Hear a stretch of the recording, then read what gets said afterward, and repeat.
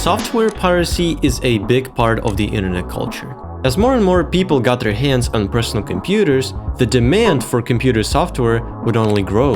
And usually it was quite pricey, so for someone to get a working copy of Photoshop or necessary office products, you would need to spend a hefty amount of money to get those. Some people just did not want to deal with all that, so it would eventually lead to this being created. This is keygen. The name is pretty self-explanatory. What this kind of program does is that it generates an activation key for a software that you need. And it was one of the most popular tools of the time when people had to use keys as a way to get to the other side of the paywall and access their software. Though in the recent times, keygen's relevance has declined. But one thing was for certain. This period of software piracy left a huge mark on the internet culture. And you probably know what I'm talking about.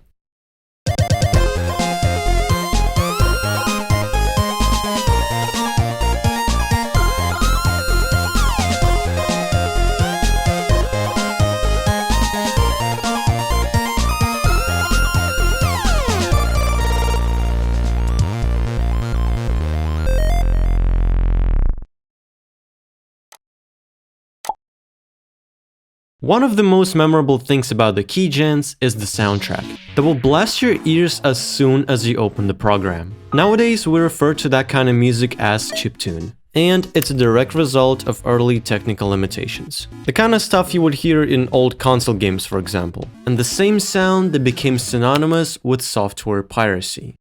But how did it even end up that way?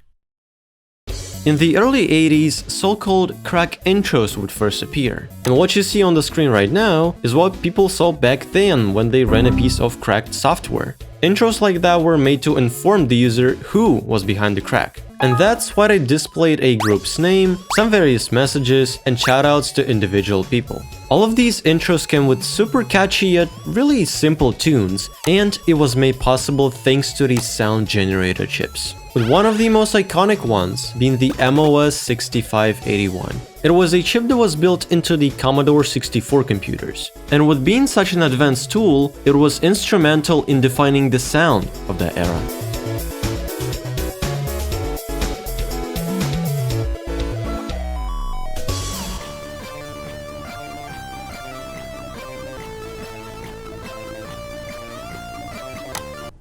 Inspired by the unique concept of crack intros, a whole new digital art subculture called demoscene would emerge. Demoscene is a completely separate community not involved with software cracking. Instead, people were just showing off their programming and artistic abilities to make so-called demos. These are audio-visual demonstrations of anything and everything that could come to an artist's mind. And as technology progressed, the demos would become much more advanced and fascinating. There are websites like, what? Wait. Where you can look at thousands upon thousands of beautiful demos, like Second Reality by Future Crew, a demo that was made in 1993 and has been considered as one of the best ones of its time. It was a parade of many different scenes, with each one of them showing just how far you could go with this kind of hardware. And of course, the whole thing was accompanied by a really energetic soundtrack made by then 17-year-old Purple Motion. In order to make it, their own music software called Scream Tracker was used. And this is basically how it looks. You might ask, what am I even looking at? Well, it's a software that would go on to become a key part of demoscene history, also known as a tracker.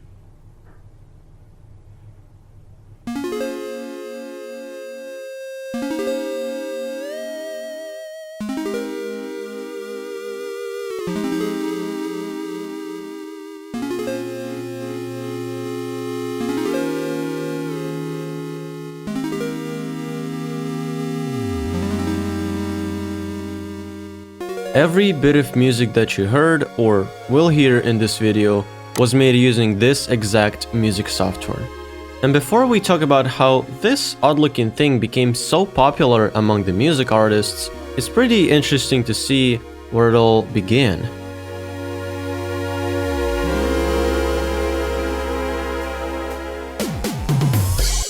The term tracker stems from a program created back in 1987, the Ultimate Soundtracker. It was the first program of its kind, and the person who laid the foundation for it is Karsten Obarski. Since the release of the Ultimate Soundtracker, a hefty amount of other music trackers have been made throughout the years. And while the way it all worked never really changed, they were still getting more advanced and powerful as the time went by. So now the main question is, how do they even work? The concept is actually pretty simple. You have a vertical track, where each individual row contains an instruction on which sample should be played and how it should be played. Each one of those tracks are separate channels, so you can basically have bass, drums, and melody playing at the same time. A group of those channels make a pattern, and patterns make a final sequence. And instead of raw audio, the mod files, a file format that trackers use, only contained an instruction on how to play certain samples. That was incredibly helpful with keeping their size as small as possible, and it was especially valuable back in time. And that's why trackers were such a big thing in the demoscene community, helping people to make awesome music while working within brutal technical limits. However, the demoscene wasn't the only community that embraced this style of music production. Remember where the demoscene came from. The cracking scene never ceased to exist, and by having really close ties with each other, the way they created things and saw their culture were pretty much the same. Same tools, same distinguishable art style, all of this was shared between both of those at the first glance different communities. That's why you can observe Ware's groups, basically what you would name a group that is involved in software piracy, actually being a demo group as well. Someone like Razor1911, a group that is well known for cracking numerous games, from the age of Commodore 64 all the way up to the most modern ones like Red Dead Redemption 2. But that's not the only thing that we're famous for, because the artsy nature of this group also played a huge role in its popularity. The list of their creations goes on and on, from simple crack intros to full-blown demos. And that's what they passionately did for almost 40 years since their inception in 1985. You can even see the resemblance between what these groups do nowadays and something that was made years and years ago. It was this recognizable art style that would eventually become a signature of software piracy culture. And in case of new tools like keygens or patchers, it was no exception. In fact, these very programs served as a primary way this culture was shared throughout the internet.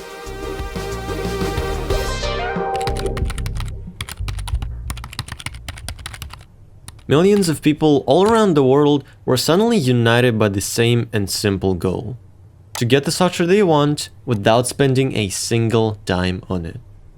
And each one of those in need was then presented with a program named keygen.exe that will play some nice tune while they're doing their very illegal shenanigans.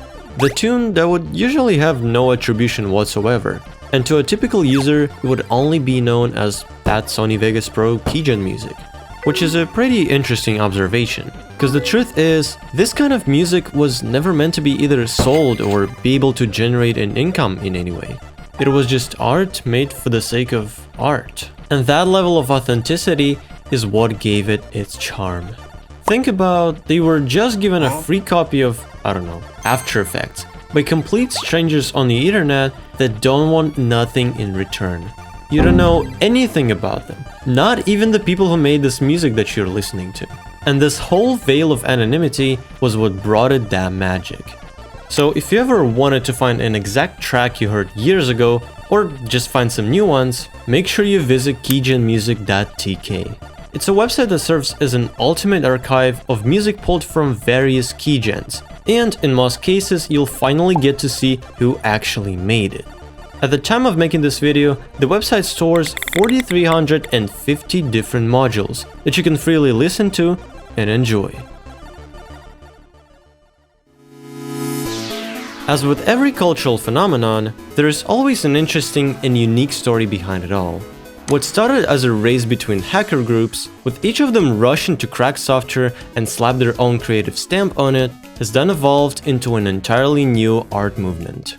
It all began decades ago, And the things people were able to achieve on machines like the Commodore 64 were nothing short of mind-blowing. In fact, these very limitations became a core element of the whole scene. So when the internet came around, the culture would spread like a wildfire. And nothing represented it better than a good old chiptune. A thing so closely tied to the cracking scene that it truly became the internet's most illegal music. To probably no one's surprise, this genre of music is still alive and feels well to this very day. The rich legacy that it left behind is being kept alive by music artists who after many years still make those beautiful tunes. The same goes for demoscene, a very diverse and a very much alive community where old machines are still in demand and continuing to serve as a playground for art even decades later. And for the Wares groups, also nothing much was changed. You can still notice the retro footprint of visuals and an absolute banger of a soundtrack if you like playing computer games but don't really like paying for them.